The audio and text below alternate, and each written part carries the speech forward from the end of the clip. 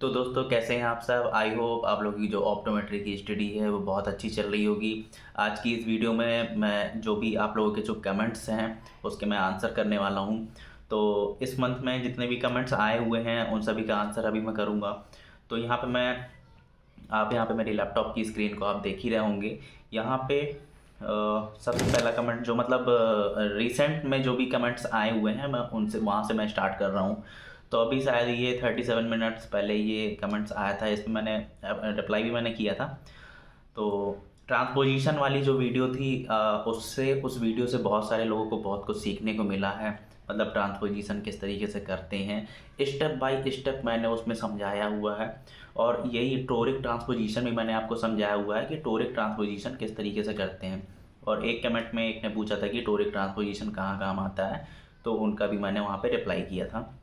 Toric transposition वाले video के comments में आप जाके उस कमेंट्स को आप देख सकते हैं।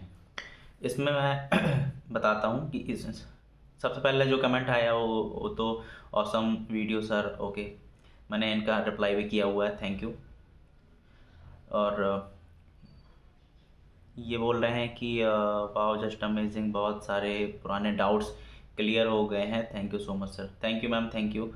Expression girl Neha, okay, thank you ma'am. यहाँ पे क्या है कि जो भी रिफ्रैक्टिव एरर से रिलेटेड जितने भी टॉपिक्स थे वो मैंने बहुत पहले ही मैंने कवर कर दिए थे, जैसे कि मायोपिया, हाइपरमेट्रोपिया, एस्टिग्मेटिज्म, ये सब चीज़ें मैंने सबसे पहले मैंने इन सभी चीज़ों को क्लियर किया था। उसके बाद ही आके मतलब आगे जाके और भी जो चीज़ें आती हैं उन सबको फिर मैंने क्लियर किया हुआ है। यहाँ पे सेकंड नेक्स्ट है, यहाँ पे सर का मोबाइल नंबर दीजिए।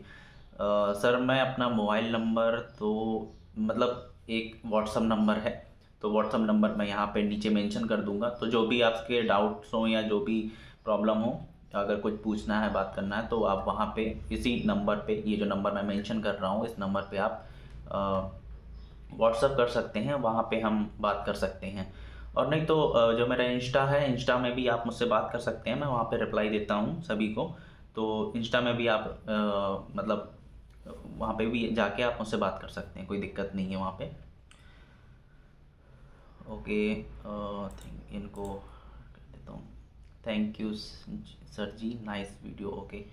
ये शायद आपने विजुअल एक्टिविटी वाले वीडियो में आपने बोला हुआ है, ठीक है सर, नाइस वीडियो जी। ओपेसिटी का के लिए क्या करना, अगर क्या करेंगे अगर विज़न इम्प्रूव ना हो तो, थैंक यू सर जी। यार देखो, पिन होल एग्जामिनेशन ना बहुत ज़्यादा इम्पॉर्टेंट है रिफ्रैक्टिव एरर को क्लेरिफाई करने के लिए कि कितना कहाँ कितना रिफ्रैक्टिव एरर हो सकता है, ये आइडेंटिफाई करने के लिए पिन होल एग्जामिनेशन करना बहुत इम्पॉर्टेंट होता है। अब इसमें 3 कंडीशन आती है कि पिन होल लगाने के बाद जितना दिख रहा था पहले उससे कम दिख रहा है, या उतना ही दिख रहा है, या उससे भी अच्छा दिख रहा है। ये 3 कंडीशन आती है। तो इन तीनों कंडीशनों को मैंने बहुत अच्छे से एक्सप्लेन किया हुआ है उस पिन होल वाली वीडियो में। तो आप जाके मतलब वो वीडियो आप जाके देख सकते हैं कि पिन होल हमारे लिए कितना ज़्यादा इम्पोर्टेंट होता है। अब यहाँ पे ये जो भाई जो कमेंट कर रहे हैं, मतलब जो भी हैं, ये अंजना कुमारी जी मैम, ये जो कमेंट कर रही हैं कि ओपेसिटी के लिए क्या करना होगा अगर विज़न इम्प्रूव ना हो तो, ठीक है। जैसे पेन होल लगाया, पेन होल लगाने के बाद में जैसे विज़न इम्प्रूव नहीं है उसमें और कम है ना, तो उसमें क्या करना रहेगा कि क्या कहते हैं जी, एम्ब्लाइपिक कंडीशन जो बन जाती है, इससे क्या होता है कि विज़न हमारा इम्प्रूव नहीं होता, कितने भी हम लेंसेज क्यों ना अप्लाई करते हैं विज़न हमारा उतना इम्प्रूव नहीं हो पाता है जितना एक्चुअल में होना चाहिए। तो क्या होता है कि हमारी जो आइज़ होती है वो लेज़ी हो जाती है, वो उतना वर्क नहीं करती है, वो उतना फंक्शन नहीं कर पाती अपना जितना वो फुल पोटेंशियल से जितना उसको करना चाहिए उतना नहीं कर पाती है वो। इस वजह से उसका विज़न उतना इम्प्रूव नहीं हो पाता है। तो इसका मतलब कोई ऐसा इलाज नहीं है कि जो है ये कर लो तो इसकी वजह से इससे जो है आपका ये ठीक हो जाएगा, इस तरीके का कोई इसका इलाज नहीं है। ये मतलब एक थेरेपी के रूप में हम ट्रीटमेंट करते हैं कि जो है चश्मा जितना भी पावर जो आ रहा है उसको आपको लगानी लगाना है। और पिनोल वाली वीडियो में आप वो चीज़ देख सकते हैं। एक साथ एम्ब्लापिया वाली वीडियो बनाई है कि नहीं बनाई मुझे याद नहीं है। तो उसमें क्या होता है कि एम्ब्लापिया जैसे कंडीशन बनती है तो उसमें हमें थेरेपी के रूप में वो चश्मा पहनना होता है, और जो हमारी आई परफेक्ट है उस परफेक्ट आई को हमें ब्लॉक करना होता है, और जो हमारी लेज़ी आई होती है, लेज़ी आई से हमें वर्क करना होता है। तो उससे क्या होता है कि जो हमारी लेज़ी आई होती है वो हमारे धीरे धीरे धीरे धीरे प्रॉपर मतलब वर्क करना शुरू करती है। इस तरीके से थेरेपी करते हैं। जैसे दिन में 5 मिनट, 10 मिनट, 15 मिनट, जितनी देर भी आप ये कर सकते हैं उतनी देर के लिए करते हैं। मतलब एक एक्सरसाइज करवाते हैं उस आई से, ऐसे आप समझ लीजिए। जैसे हम जिम जाते हैं, जिम में अपनी हम मसल्स को स्ट्रॉन्ग करते हैं, ऐसे ही आइस की जो भी कैपेसिटी होती है उसको भी इम्प्रूव करने के लिए हम ये थेरेपी करते हैं। चलो आगे। Dear sir ji, if after cataract surgery the natural lens is removed and found the portrait capsule options can be the new IOL is placed in the, let me know that। Sir देखिए, इसमें जो natural lens हमारा जो निकाल दिया जाता है ना, तो निकालने के बाद जो हम IOL इम्प्लांट करते हैं, इंट्राऑकुलर लेंस जो हम इम्प्लांट करते हैं वो करते हैं कैप्सुलर बैग में। जो हमारा कैप्सुलर बैग होता है जिसमें लेंस प्लेस्ड होता है, उसी में हम जो IOL होता है उसको उसी में प्लेस करते हैं। कैप्सुलर बैग में हम उसको प्लेस करते हैं। और जो जेन ऑफ जन्यूल्स होते हैं जिसको हम सस्पेंसरी लिगामेंट बोलते हैं, उसमें उसका जो लेंस का एक हैप्टिक होता है। हैप्टिक मतलब कि जैसे मान लीजिए ये लेंस है, लेंस में इस तरीके से जो निकला होता है उसको ऑप्टिक हैप्टिक बोलते हैं, लेंस हैप्टिक बोलते हैं। तो हैप्टिक्स को क्या करते हैं कि जेन ऑफ जन्यूल्स में हम मतलब कि उसको उसमें फंसाते हैं और उससे कैप्सुलर बैग में हम उसको प्लेस कर देते हैं। बस यही रहता है उसमें। मतलब IOL जो हमारा क्रिस्टलाइन लेंस होता है उसको रिमूव करते हैं, और जो जो IOL होता है इंट्राऑकुलर लेंस, मतलब जिसको आर्टिफिशियल लेंस भी बोलते हैं, उसको उस कैप्सुलर बैग में हम प्लेस कर देते हैं, और जेन ऑफ जन्यूल से हम उसको हैप्टिक को हम फंसा देते हैं। बस नहीं रहता है इसमें।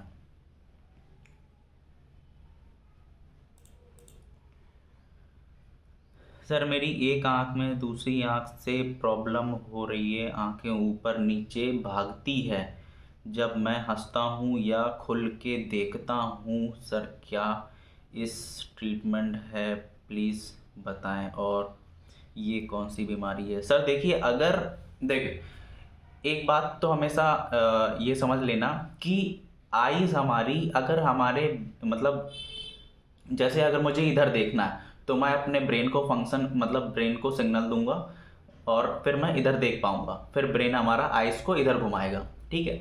बट हम ना मतलब हमारे ना चाहते हुए अगर आइस इधर उधर भाग रही है, ठीक है, मतलब कभी इधर जा रही है कभी उधर जा रही है ना, तो उसमें सबसे पहली चीज़ कि उसमें जो हमारी मसल्स होती है, जो एक्स्ट्राऑकुलर जो मसल्स होती है, हमारी ऑप्टिक मसल्स होती है, उनमें से कोई एक मसल हमारी वीक है। वो तो हमें बाद में समझ में आएगा कि आइस हमारी किस तरफ की ओर भाग रही है, ठीक है। तो उससे हमें ये समझ में आएगा कि आपकी मसल्स कौन सी वीक है। फिर उसका जो है मतलब ट्रीटमेंट होता है, उसकी सर्जरी होती है, आप सर्जरी करा के उसको जो है सही कर सकते हैं वो जो भाग रही है। एक ऐसी डिसीज़ होती है जिसमें जो है आइस इस तरीके से घूमती रहती है ना, तो वो ये चीज़ नहीं है, वो अलग है। और इसमें क्या रहता है कि इसमें हमारी मसल्स जो रहती है वो वीक हो जाती है। कोई एक मसल्स हो सकती है ऑकुलर मसल्स में, एक्स्ट्राऑकुलर मसल्स में कोई एक मसल ऐसी हो सकती है जो कि वीक हो जाती है, उसकी वजह से हमारी आईज उस साइड की ओर मूव करने लगती है ना, हम मतलब हमारे ना चाहते हुए आईज हमारी मूव करती रहती है। तो उसका इलाज है ना, ट्रीटमेंट है उसका, सर्जरी आप करवा सकते हैं, सर्जरी करवा के उस चीज़ को आप ट्रीटमेंट कर सकते हैं उसका, है ना।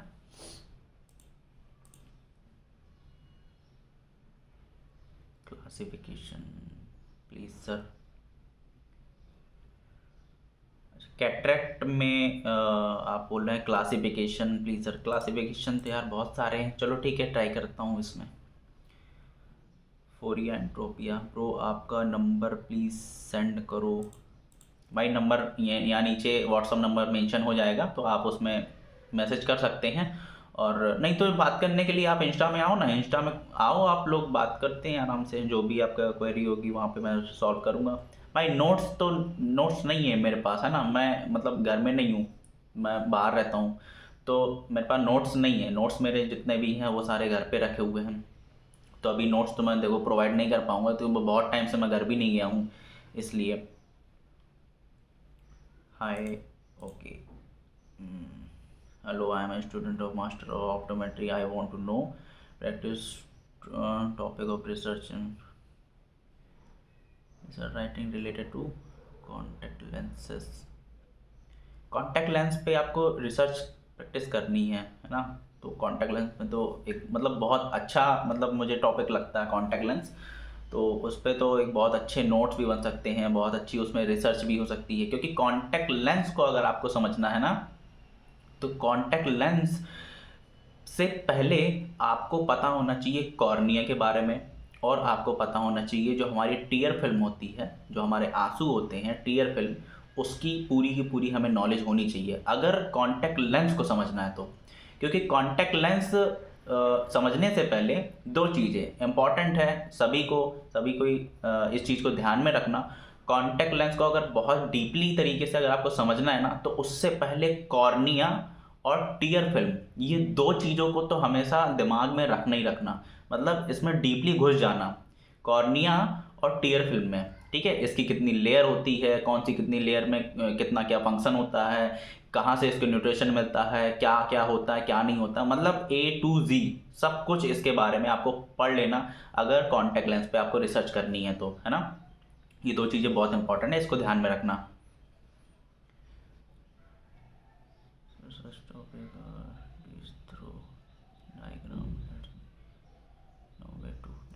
अच्छा, anatomy of aqueous humour, okay, इसमें आपने ये किया हुआ है, चलो ठीक है।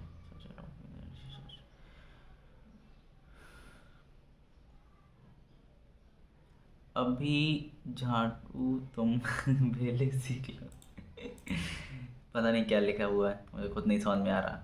यहाँ तक तो शायद मैंने रिप्लाई कर दिया था पहले भी।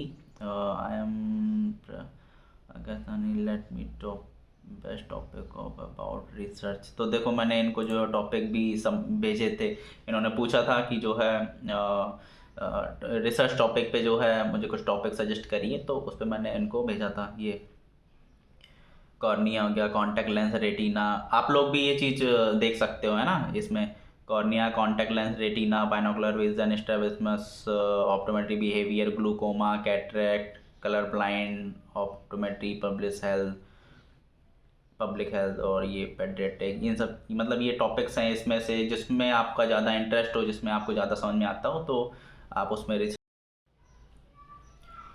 तो दोस्तों यहाँ तक या इसके पहले वाले जितने भी थे तो वो शायद मैंने किसी वीडियो में शायद कवर कर दिए थे, वो शायद इस चैनल में नहीं पड़ा हुआ, पता नहीं, मैंने दूसरे चैनल बना के मैंने डाला था।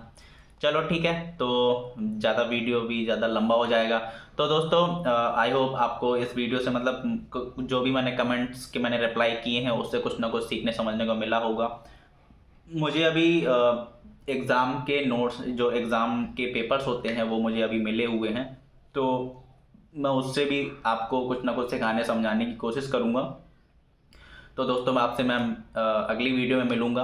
और एक आपसे एक चीज़ बोलनी थी कि एक मेरा नया चैनल है जिसमें AKS ट्रेडर नाम है उसका, मतलब कि उसमें मैं ट्रेडिंग सिखाता हूँ या करता हूँ जो भी है, मतलब जैसे मैं ट्रेडिंग कर रहा हूँ, करने के बाद जो भी मैं प्रॉफिट लॉस जो भी होता है तो उसकी मैं कॉज बताता हूँ कि किस वजह से यहाँ पे मेरा लॉस हुआ है या किस वजह से यहाँ पे मेरा प्रॉफिट हुआ है, उस पर मैं डीपली रिसर्च करता हूँ। तो मुझे काफ़ी टाइम हो गया है ट्रेडिंग में, तो इसलिए अब मैं जो है ट्रेडिंग करता भी हूँ और ट्रेडिंग में सिखाता भी हूँ। तो अगर आप में से कोई अगर इंटरेस्टेड हो अगर इसमें मतलब स्टॉक मार्केट या ट्रेडिंग में, तो उस वीडियो को मतलब मुझे थोड़ा सपोर्ट करने के लिए उस चैनल को भी आप सब्सक्राइब कर सकते हैं। वीडियो अगर अच्छा लगा हो तो उसकी वीडियो भी आप देख सकते हैं, प्लेलिस्ट मैंने बना के रखा हुआ है, और तो आप वहाँ भी विजिट कर सकते हैं। यहाँ भी आपको चैनल की लिंक मिल जाएगी, नीचे डिस्क्रिप्शन बॉक्स में आपको चैनल की लिंक मिल जाएगी, और ऊपर आई बटन में भी आपको लिंक मिल जाएगी। तो अगर मुझे थोड़ा सा सपोर्ट दिखाने के लिए जो है आप उस चैनल को भी सब्सक्राइब कर सकते हैं। और मैं मिलता हूँ आपसे अगली वीडियो में। आप लोग कमेंट करिएगा जिसमें आपको डाउट हो या जो भी चीज़ें आपको समझनी हो, तो एक बार कमेंट मुझे करिएगा। अगर मैं पूरी कोशिश करूँगा अपनी तरफ से कि मैं आपको वो चीज़ समझा सकूँ, बता सकूँ, है ना। तो दोस्तों मैं मिलता हूँ आपसे अगली वीडियो में, तब तक के लिए दोस्तों थैंक्स फॉर द वॉचिंग।